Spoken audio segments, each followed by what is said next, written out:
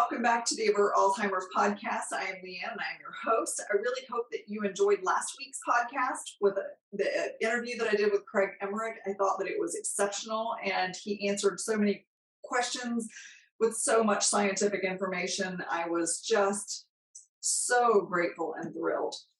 So listen, this week I want to talk to you about my membership group because this month in the membership, I'm focusing on being prepared and cooking your meals at home. So today I'm just going to share with you a little bit about what I'm sharing in my membership, and you can get a full-blown webinar if you want to for free coming July 1st that goes into a lot more detail. But I want to talk a little bit about the importance of cooking at home.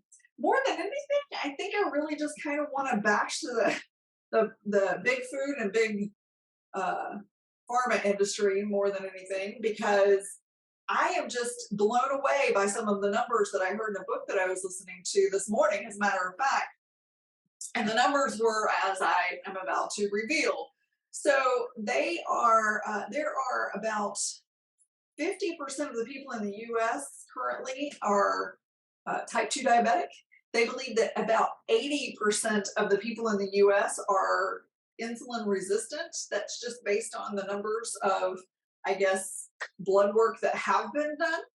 And it's really challenging to find out if you're insulin resistant. So insulin resistance is the number one cause for most diseases that we get, including cancers.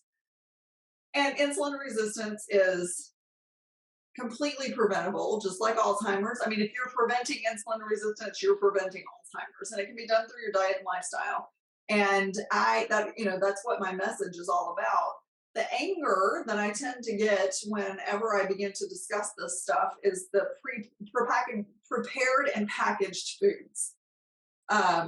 So this is something that really hit home when I started looking at things that are being packaged and processed right here in my own hometown. Last week, my husband and I went to a local butcher, and I won't say who it is, and picked up a bunch of meat, but he wanted to try some of their sausages and some of their bacon and some of their pepperoni. And I had seen in their cooler on one of the packages of processed meat that it didn't have any added nitrates or nitrates. And I just, seeing that sticker made the assumption that that was how they practice their processed practices, for lack of a better word. And so anyway, when we picked up all that meat, I didn't look at the stickers on any of it because I had seen that one tag. And we got it home, and sure enough, it had MSG. It had, all of them had MSG, had dextrose, had nitrites and nitrates added to them. So I don't know what I saw in their cooler, but it was one particular item that did not have those added ingredients, and then everything else did. And I was just blown away. And it just made me think, like, wow, you really, really have to pay attention to what you buy if you're going to buy anything packaged. If it's not just a piece of cow or a piece of chicken, you really have to look at that sticker on everything. And it's not that companies are trying to hide it. They don't have to hide it, especially in the US. They can do whatever the heck they want. In this country, we have so many pesticides and chemicals in our foods. It's absolutely mind-blowing to me, the number of ingredients that are allowed to be in our food that are not allowed to be in foods in other countries. I mean, literally, ingredients that are outlawed in other countries that we put in our food here, and it just infuriates me. And I hate to be that way, but honestly, if I were a conspiracy theorist, and I guess in some ways I kind of am, I would truly believe that our FDA is like trying to come up with some form of, quiet genocide for people, because ultimately that's what's happening.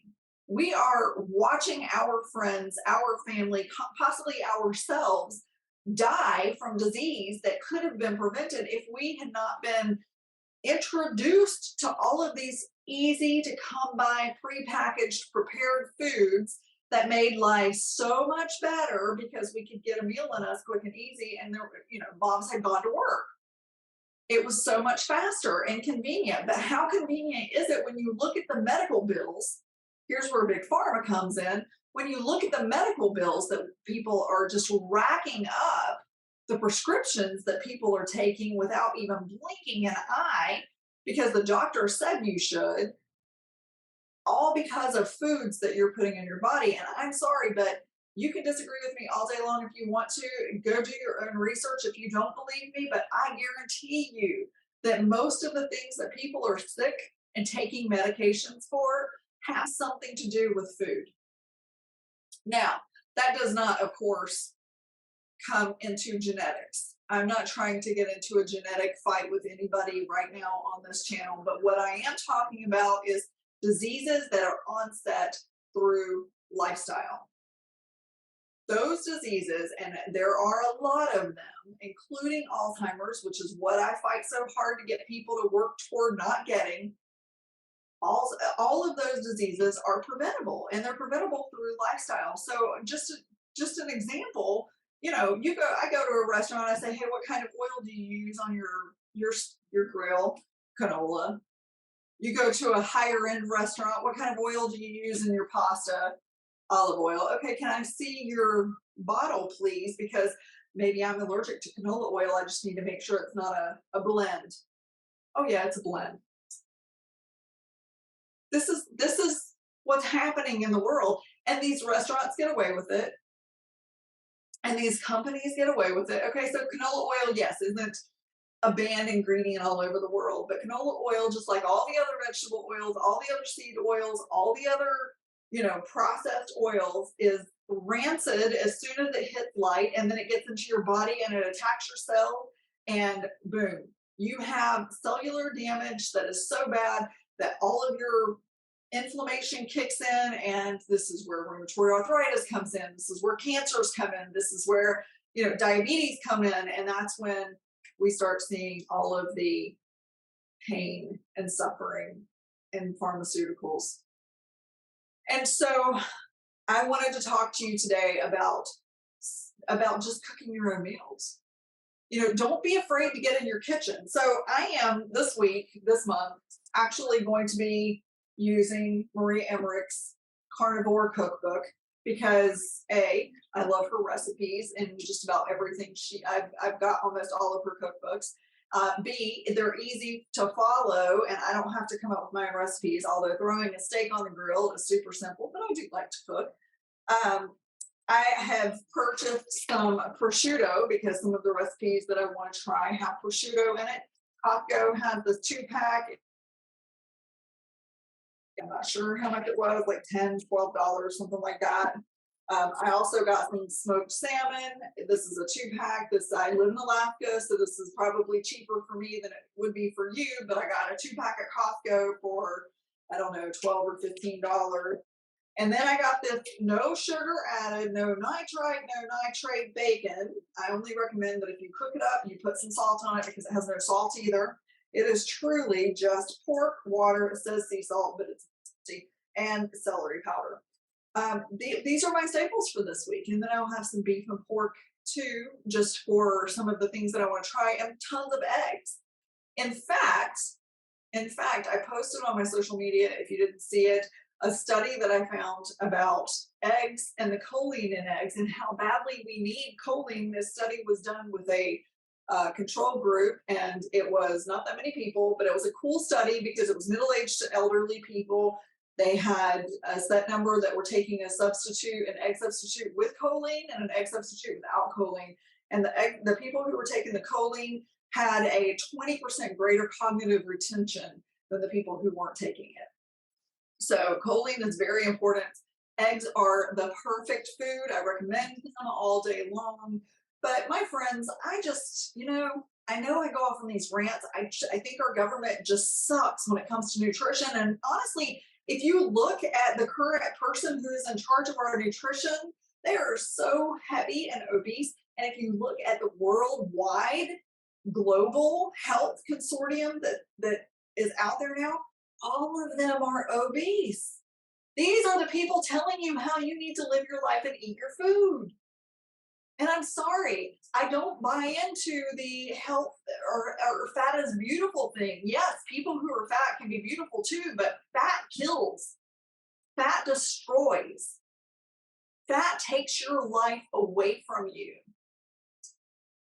There's no good reason to be obese unless you want to die early. That's just the reality of it. So, my question to you is, how do you want to die? Yes, that's a morbid question. But here's another question for you. How do you want to live?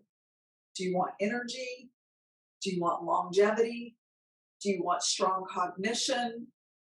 Do you want playfulness? Do you want to travel easily? Do you want to be able to go out and walk on a beautiful sunny day easily? Do you want a healthy sex life? Like, all of these questions come into play with how you choose to live your life and the food you choose to put in your body. And when you're buying prepackaged, processed, boxed food or restaurant food consistently, you are not doing your body any good. So that's my message to you today. There's a whole lot more information on it in my membership this month, or for the month of July. I encourage you to look into it. I will put a link for that membership below, and the webinar will come out. All you have to do is go sign up for the email.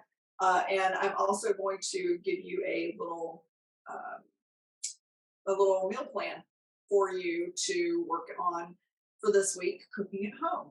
You can do it. You can do it. All right. Thank you so much for tuning in, and I will catch you next week.